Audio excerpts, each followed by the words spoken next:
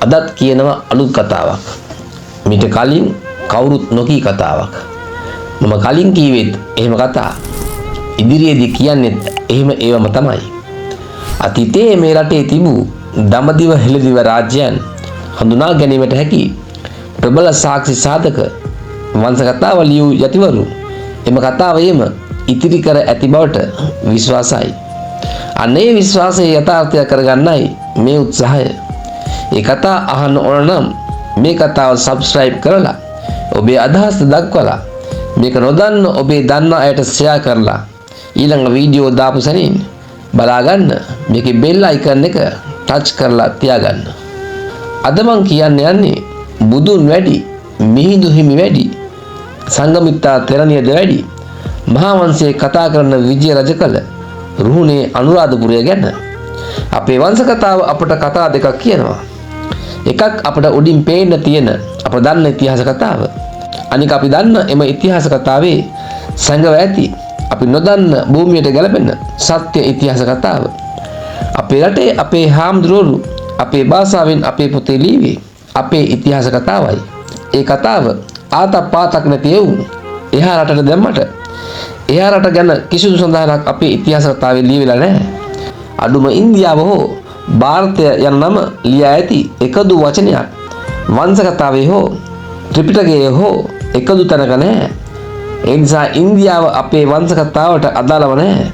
වර්තමාන ඉන්දියානු භූමියේ තියෙන්නේ අතීතයේ ඔවුන්ද අපිද එකම භූමි කඩේ සිටියේදී අපේ භූමියෙන් ඒ භූමියට ගිය මේ මහා ජාතියේ බෞද්ධ මහා සම්ප්‍රදායන්ගේ සංස්කෘතියන්ගේ මූල ශේෂය මිසක වෙන කිසිදු දෙයක් නොවේ. අතීතයේ දඹදිව හෙළදිව කීවේ අපේ රට බෙදී තිබූ කොටස් දෙකයි. ඒ කොටස් දෙකේම හිටියේ එකම රටේ මිනිස්සු. යක්ෂ රාක්ෂස නාග දේව ලෙසද විවිධ කුලගොත් හා වෘත්තීන් අනුවද බෙදෙන ඔවුන් දඹදිවදී මහා වංශිකයන් වූ දේවයන් යටතේද හෙළදිවදී ස්වාධීනවද තම ප්‍රාදේශීය රාජ්‍යයන් වල තම බලය පවත්වාගෙන යනවා.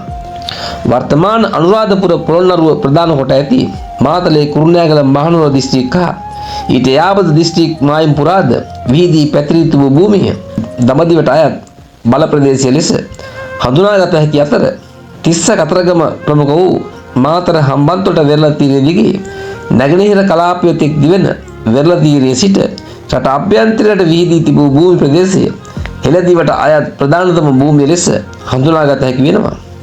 ඊට අදාළ සාක්ෂි සාධක එකින් එක ගලපලා ගොනු කරලා කියනකම් ඉවසීමෙන් මේ කතාව අහන ලෙස අහන අයගෙන් ඉල්ලා සිටිනවා. සිංහල කීවේ සිංහලට සිංහල භාෂාව කතා කළ සිංහල හිටියේ දඹදිවයි. ඒ තමයි උඩරට. ඒ උඩරට සිටි මා සිංහලුන්ගේ ශාසනික සංස්කෘතික සම්ප්‍රදායන් ශ්‍රීත්‍රිත් අවතුම් ප්‍රවතුම් ආදියයි විජය අරහ පහත රට පුරාද ව්‍යාප්ත වෙන්නේ. ඒ කතාවයි මහා වංශිකයන් මහා වංශය ලියන්නේ. ඒ අනුව මහා වංශය කියන්නේම දඹදිව සිංහලුන් සිංහලෙන් දඹදිව දීලීව එවුන්දලගේ වංශ කතාවයි. විතය ඒමට පෙරත් හෙළ භාෂාව කතා කළ හෙළයෝ හිටියේ හෙළදිවයි. ඒ පහත රටයි. ඒ කතාවයි හෙළයෝ වර්ග පූර්ණිකාවේ ලියන්නේ. ඒ අනුව වර්ග පූර්ණිකාව කියන්නේ හෙළදිව හෙළයන් හෙළ භාෂාවෙන් හෙළදිව දීලීව එවුන්දලගේ වංශ කතාවයි. මේ එකම රටේ කතා දෙකක් මෙහි විස්තර වන්නේ. මහා වංශයේ ශාක්‍ය වංශික දේවයන් ගැනත් වර්ග පූර්ණිකාවේ යක්කයන් ගැන සඳහන් වෙනවා. මේ හෙළ සියල භාෂා එකම මූල භාෂාවකින් බිහිව විභේදනය වුණු භාෂාවන්. සිංහල භාෂ කතා කළ මහා වංශිකයන් බහුතරය වූ නිසාම මුළු රටම සිංහලුන් යටතේ එක්සේසත් වූ බවත් එය සිංහල ද්වීපය නමින් හැඳින්වූ බවයි වංශ කතාවට අනුව කියවෙන්නේ.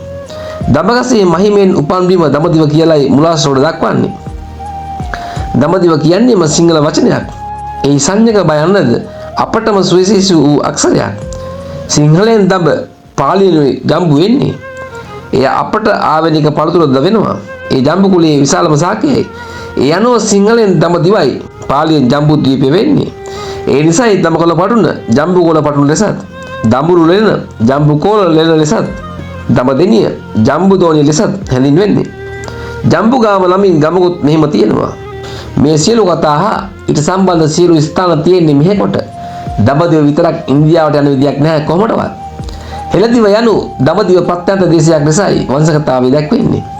ඒ බුදුහිමි වැඩි විජයද පැමිණි දකුණු වෙරළ ආශ්‍රිත භූමිය ඒ දඹදිව පාලනයෙන් බැහැරව තිබුණු යක්ෂ රාක්ෂස නාග ගෝත්‍රික පිරිස් ස්වාධීනව ප්‍රාදේශීය රාජ්‍යයන් ගොඩනගාගෙන තම බලය පවත්වාගෙන ගිය පාලන ප්‍රදේශයක් බව මේ ඉදිරිපත් කරන කරුණු වලින් පැහැදිලි වෙන්න ඕනේ. දඹදිව හෙළදිව යන්න පරිපාලන ඒකක දෙකක් ලෙස පැවති බවට හඳුනාගත හැකි කාරණා අතරින් කිහිපයක් මේ අවස්ථාවේ සාරාංශගත කොට ඉදිරිපත් කරලා හෙළදිව රාජ්‍ය ගැන කරුණු ඉදිරිපත් කරන්න හිතුවා. මූලාශ්‍රවල බුදුන්ට පෙරත් පසුත් දඹදිව දිගහැරෙන මහා සම්මත නම් වූ ශාක්‍ය වංශිකයන්ගේ ඉතිහාස කතාවට සමගාමීව හෙළදිව ඉතිහාස කතාවද බුදුහිමි විජය පැමිණීමට පෙරත් පසුත් එහිද පැවති බව වර්ග පූර්ණිකා වෙත මහා වංශයේ දක්වා ඇති කරුණු වලින් පැහැදිලි වෙනවා.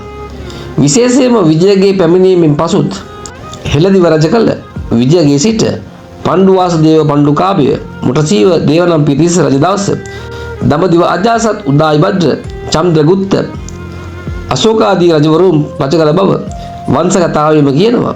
ඒ ගැන දීපවංශයේ 11 වෙනි පරිච්ඡේදයේ 181 182 පිටු ඒ ගැන සංසන්දනාත්මකව විස්තර කරනවා. ඊට පසුව හෙළදිව බලයට පැමිණි දුටුගැමුණු පරාක්‍රම බාහු ගජ බාහු විජය බාහු ආදී රජ දවසත් ඊටත් පෙර හා පසුත් විවිධ කාල වකවාණු වල විශේෂයෙන් අශෝක රජුගෙන් පසුව මිත්‍යා දෘෂ්ටිගත රජවරු දඹදිව පාලන බලය හෙබවූ බව වංශ කතාවෙහිම කියන කරුණු වලින් සනාථ වෙනවා. ඒ නිසාම දඹදිව මහා ජනපද ශක්තිය බලය තිබූ අවධියේ මහා වංශයේ කතා කරන විජයාදී රජවරුන්ගේ පාලන බල ප්‍රදේශ දඹදිව ජනපද ඇතුළත නොතිබූ බව පැහැදිලි. විශේෂයෙන් හෙළදිව දේවානම් පිතිස්ස රජ දවස දඹදිව රජ කළ අශෝක රජු උපගුප්ත තෙරුන් සමග දඹදිව සියලු රාජධානි පුරා ඇවිදිමින් බුදුන් මහරහතුන් වැඩ සිටි තැන්වල විහෙර විහාර ඉදිකර බව වංශ කතාවේම සඳහන් කරනු අනුව හෙළදිව රාජ්‍ය දඹදිවෙන් බැහැරව තිබූ බව මොනවට ඔප්පු වෙනවා. දඹදිවට මධ්‍ය දේශ උතුම් වූ බෝධි මණ්ඩලයයි. ඉන් පිටත දඹදිව ප්‍රත්‍යන්තයයි. ලක්දිවට මධ්‍ය දේශ උතුම් වූ අනුරාධපුරයයි. ඉන් පිටත ලක්දිව ප්‍රත්‍යන්තයයි. දීඝනිකායේ අටුවාවේ කියන මෙන්න මේ කරුණු අනුවත් මේ ස්ථාන දෙක තැන් දෙකක පිහිටි බව පැහැදිලි වෙන්න ඕනේ. මෙන්න මේ හෙළදිව පිහිටි අතීත අනුරාධපුරය තමයි මහා මේඝවර නම් වූ මහා මෙවුනා උයනද පිහිටියේ. ඒ මහා මෙවුනා උයනේ නැගෙනහිර සීමාවට මායිමයි මහියංගන මහා සෑය පිහිටි මහා නාග නම් වන උයන පිහිටා තියෙන්න ඕනේ. ඒ මහියංගන මහා සෑයට මායිමයි අතීත මහවැලි ගඟ ගලා බහින්නේ. ඒ මහවැලි ගඟින් එපිටයි ඒ කියන්නේ නැගෙනහිරින් එළාර රජුට එරෙහිව කාවන්තිස්ස රජු ඔහුගේ වෙනත් දේවියකගේ පුතක වූ දීඝාභය කුමාරයව කසාතොර නම් තැන කඳවුරු බෙදලා නතර කරන්නේ. ඒ සීමාවට මායිම්වයි ඔහු රජ කළ මාගම රාජධානිය පිහිටන්නේ. ඒ අද ලහව්ගල ප්‍රදේශයයි කියනවා. අන්න ඒ සීමාවයි තමයි ඔවුන් ගොඩනගන ලද අතීත තිස්ස මහරාමය, සඳගිරි සෑය, යටාල විහෙර ආදී විහාරයන් තිබිය යුත්තේ.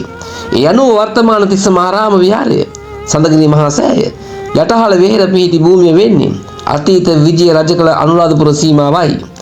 මේට කතරගම් ප්‍රදේශයේද ඇතුළත් විය හැකි බුදුන් වැඩි 12 මහා ස්ථානයන් තිබිය යුත්තේ මේ රුණු සීමාවෙමයි. මේ කතා කරන්නේ පොතට අනුව භූමිය විස්තරයයි. ඒ භූමියට ගියාම යම් යම් වෙනස්කම් ඇතිව හෝ වංශ කතාවට අනුරූපව නිවැරදිම භූමිය හැඳිනගත හැකි වනු ඇත. වර්තමාන මහවැලි නදිය අතීත ගංගාන නදියයි. වර්තමාන කැලණි ගඟ අතීත මැණික් ගඟයි. අතීතයේ පැවති මහවැලි කැලණි ගංගා දෙකම දකුණු නැගෙනහිර වෙරළ තීරය අතරින් මුද්‍ර ගලා වහින්න ඕනේ.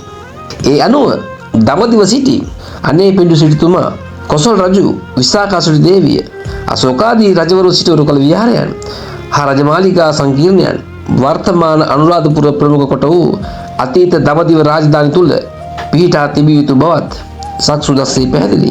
කකුසද කොණාගම කාශ්‍යප බුදුන් කල, ඔජදීප, වරදීප, මණ්ඩදීප ලෙසත් ගෞතම බුදුන් කල හෙළදීප ලෙසත් හැඳින්වුවේද විජය පැමිණි රජ කල තඹපාලි නමින් හැඳින්වූ ප්‍රදේශයමයි.